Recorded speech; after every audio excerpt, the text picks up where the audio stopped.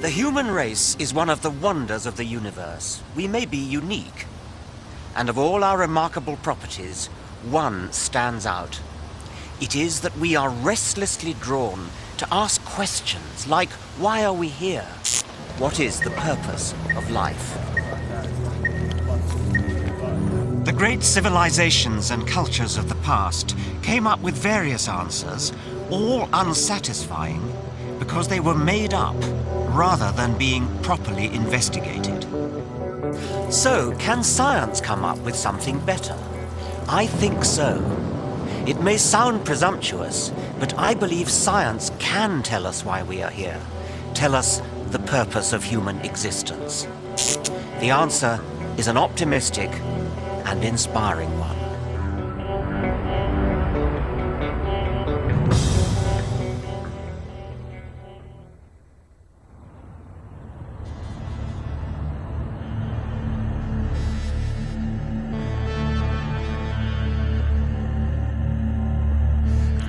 For most of the 500,000 years of human existence, we have been unable to answer the question of why we are here.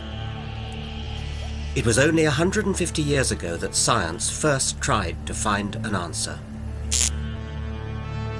In 1859, Charles Darwin published a book that changed the world. When Darwin first got up the courage to publish The Origin of Species, it shook the spiritual foundations of his age. Victorians had to come to terms with an entirely new set of unwelcome relations. We've got over it now. Most of us are happy to teach our children that we are descended from apes. We are apes. But I believe Darwin has another message for us, one that could be frightening if we let ourselves be intimidated. But it's exciting and uplifting if we have the courage to face it. Not only did Darwin provide the answer to the question how we came to exist, I believe his theory provides the only answer we're ever likely to get to the ultimate question, why we exist. What is the purpose of life?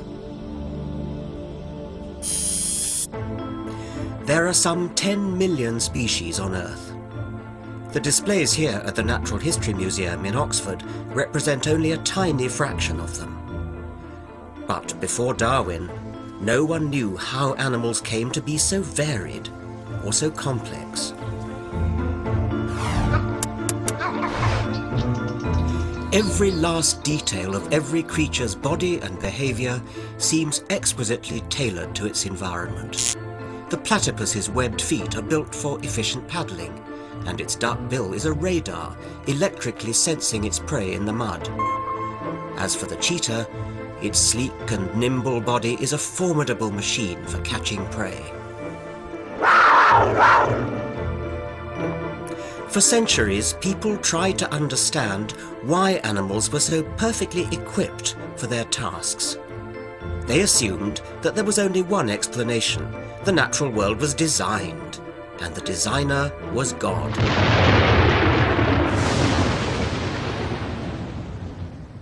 The Reverend William Paley, writing half a century before Darwin, put the case with his famous watchmaker argument. Imagine, Paley said, taking a walk on a heath. If you came across a rock, you wouldn't be surprised. The rock might have lain there forever. It doesn't need explaining.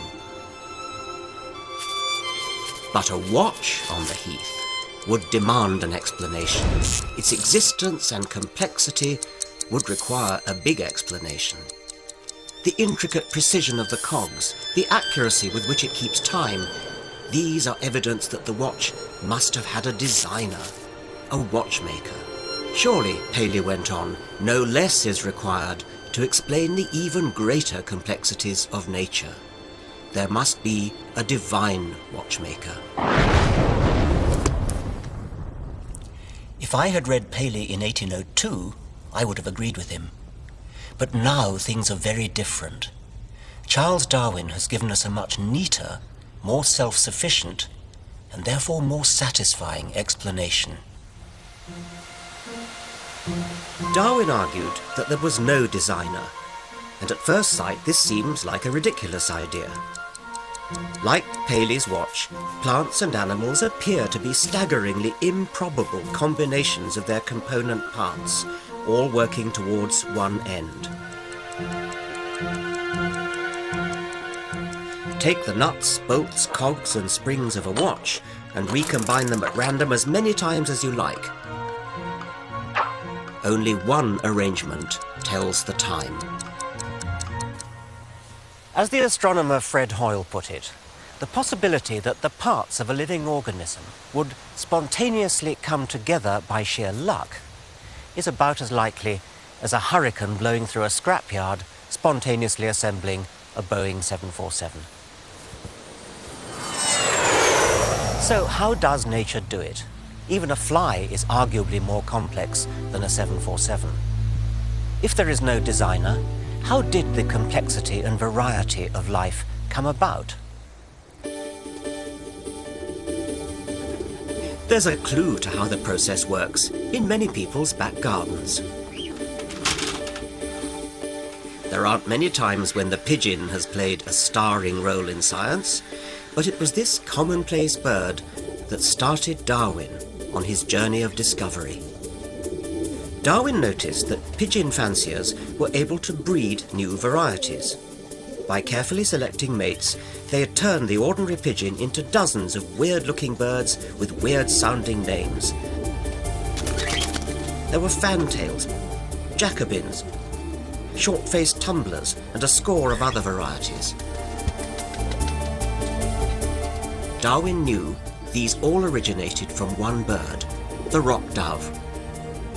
And the pigeon breeder, Pat Pratt, can demonstrate that Darwin was right.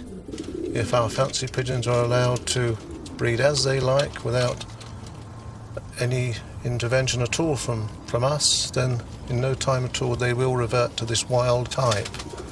Usually the first or second crosses from our fancy pigeons will show some return to the drab blue colouring of the rock dove. The effort to create different types is called artificial selection. But perhaps, Darwin reasoned, a similar process could occur in the wild. But how could selection work in nature without a divine pigeon breeder to do the work?